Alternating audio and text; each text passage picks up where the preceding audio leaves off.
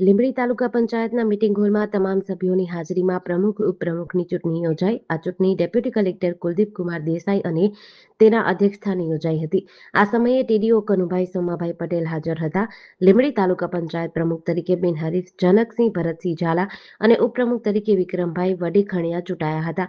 જનકસિંહ ઝાલા તાલુકા પંચાયત પ્રમુખ તરીકે ચૂંટાતા ઢોલ સાથે ફટાકડા ફોડી ભાજપ દ્વારા આ પર્વ હોય તેમ ઉજવણી કરાઈ હતી. લીંબડી તાલુકા પંચાયત પ્રમુખની યાદીમાં જનકસિંહ ઝાલાનું 26મા ક્રમમાં નામ નોંધાશે. ત્યારબાદ મનદીપ પાર્ટી પ્લોટમાં નવનિયુક્ત તાલુકા પંચાયત પ્રમુખ જનકસિંહ ઝાલા અને ઉપપ્રમુખ વિક્રમભાઈ વડેખાણિયાનું સન્માન સમારોહ રાખ્યો હતો. કાર્યક્રમમાં હજારો કાર્યકરો ઉપસ્થિત રહ્યા હતા.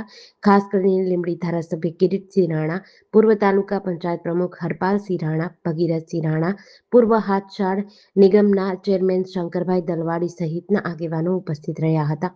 સમગ્ર ગુજરાતમાં સ્થાનિક ચૂંટણીઓ હતી એ પૂર્ણ થઈ ગઈ.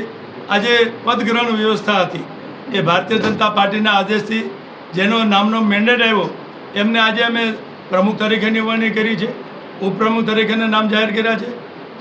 શાસક પક્ષ છે, દંડક છે અને કારોબારી છે.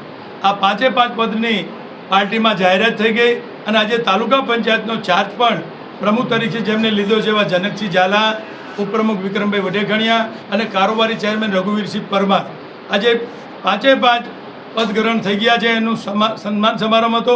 એ સન્માન સમારંભમાં હું આ તકે પ્રેસ મીડિયાના હાજરીમાં હું તમામ જનતાનો, ગ્રામ્ય વિસ્તારની અને શહેર વિસ્તારની પ્રજાનો હૃદયપૂર્વક ભારતીય જનતા પાર્ટી વતી આભાર માનું છું.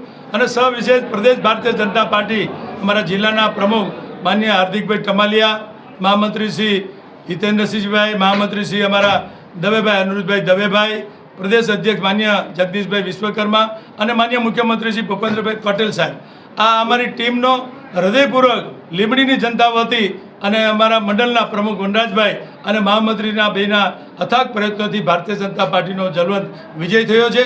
અને આજે પ્રમુખ તરીકે એમને ચાર્જ સંભાળી લીધો છે એની અમે ખુશી વ્યક્ત કરી અને સન્માન સમારંભ રાખ્યો. જેડીસી ન્યૂઝ સાથે કલ્પેશ વાઢેર, સુરેન્દ્રનગર.